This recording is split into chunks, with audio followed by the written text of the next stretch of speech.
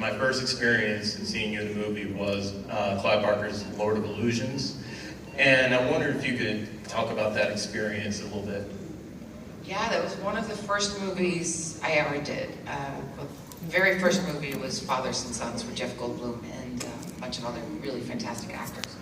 And then that one was a big deal for me because it was the first kind of studio film that I did. And Clive was amazing, and Scott Bakula was amazing. The whole cast and crew were just great. So it was nice to get involved in that way because not everybody's first experience is always a good one.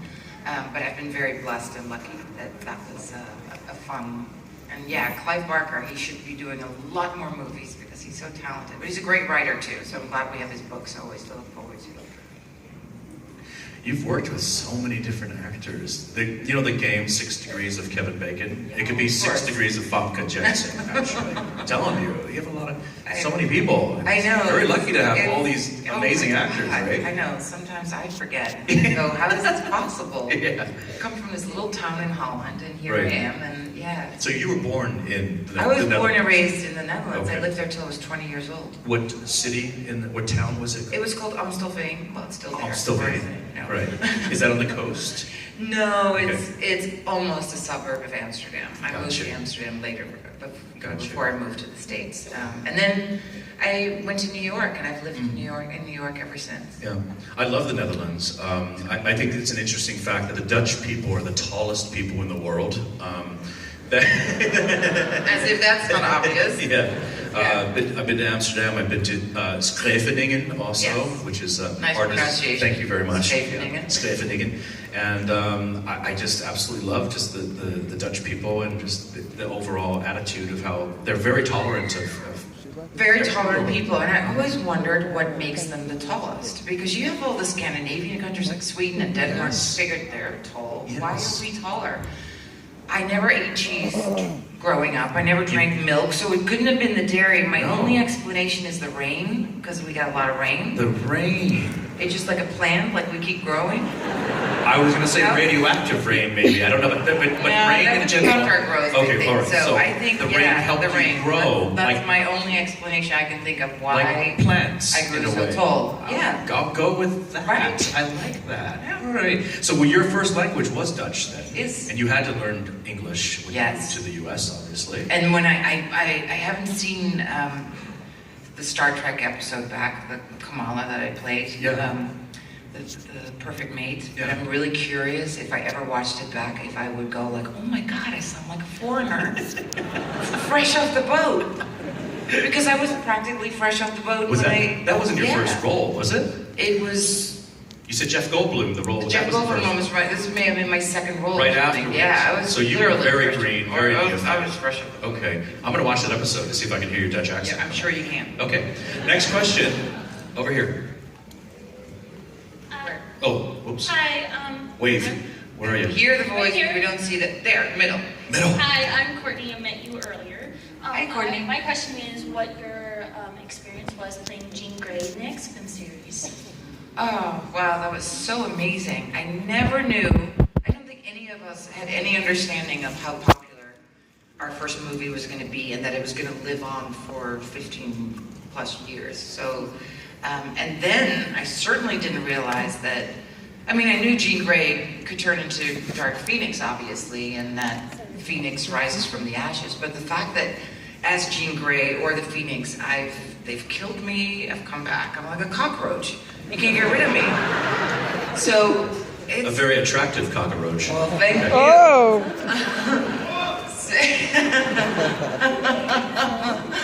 So that, I mean, it's the gift that keeps on, or it kept on giving. I think we're done. But it was really great while it lasted, and it lasted for a long time. So it's been nothing but a pleasure working, not just as Jean Grey, which was such an honor because the comics were so fantastic already, but then the entire cast who I got to play with, all my fellow actors, thespians who are so talented, and you know, it was just a wonderful experience. Very grateful. Were you familiar with the X-Men franchise before you got cast? Nope. when you got I cast? know, it's Hey. terrible, especially because you guys are the real France. You're the real deal. And here I am, and when they approached me, I was like, X-Men, yeah, I kind of heard of it, but I don't really know. So then I started reading these comic books. Like, so you wow, did do the research. You did read the books. Oh, yes. Okay. I didn't just go in there. Once I got the audition, not to audition for it, I went into a little comic book store in New York, and I was like, oh, wow, this is serious.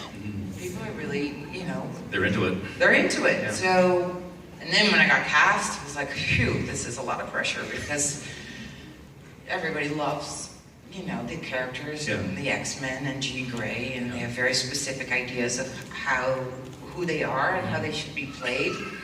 So that was some responsibility. Was the casting process, was it extensive? Did you have multiple auditions, or was it one and done, you got it like that? No, nothing is one and done. Okay. In this business, Right. there's so much competition. So I don't know who I ultimately Beat out. But I did. I did it.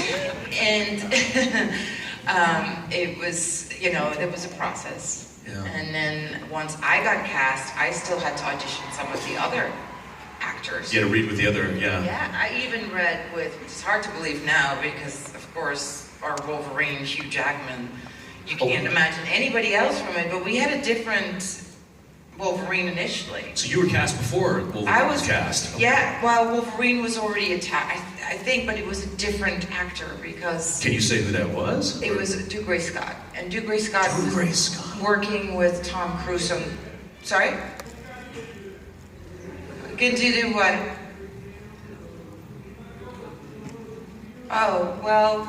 Thank God I didn't work with Dougray Scott. I worked with him on Hemlock Grove, but and he's fantastic. Yeah. Somebody was injured on the set of Mission Impossible, and so they got delayed.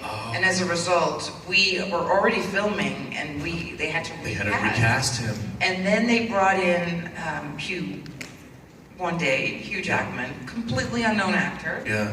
And I auditioned him.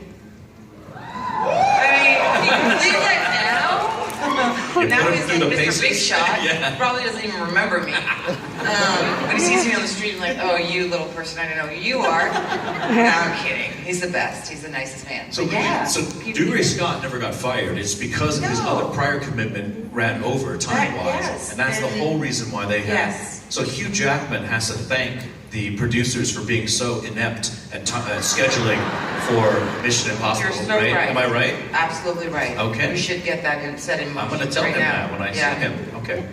Let's get another question. Over here. Waving. All right. So my name is Travis, and I have a question. First off, though, thank you for being so honest, and I want to tell you, knowing that you were so green, that wouldn't have shown because the chemistry that you gave us was real, because there was always a real high tension between Cyclops and Wolverine, and I was always for Wolverine. And with that being said, in a world of all these mashups and this one worlds colliding, if somebody wrote a good enough script for you to be Jean Grey fighting other supernaturals such as werewolves or Godzilla or whatever, would you consider it? Absolutely. I'll do anything. Yeah! Jean Grey's part of me. I would definitely come back to play her whenever they ask me. And as it related to my inexperience, at the time, I still had a lot of experience flirting, so that came in really handy with Cyclops and Wolverine. So I drew on that experience from my past. Nice. I don't know if you saw this, but when you were answering that question, one piece of confetti just fell right in front of us. And I thought it was a moth or something, but it's a sign. Is it a sign from God? It's a sign, yes. That there will be a Jean Grey Godzilla mashup then? Yeah. Okay. Yeah. All right, next question, please. Where are you? There in the middle. Okay. Okay, good. I just wanted to ask, because the mantle of Jean Grey is now going to Sophie Turner, and if you had any advice for her, what would it be? Well, interestingly enough, she reached out to me before she did her first movie, saying how big of a fan she was and how she had so much appreciated, what I'd done with Jean Grey, and did I have any tips? And I said, you're perfect and great.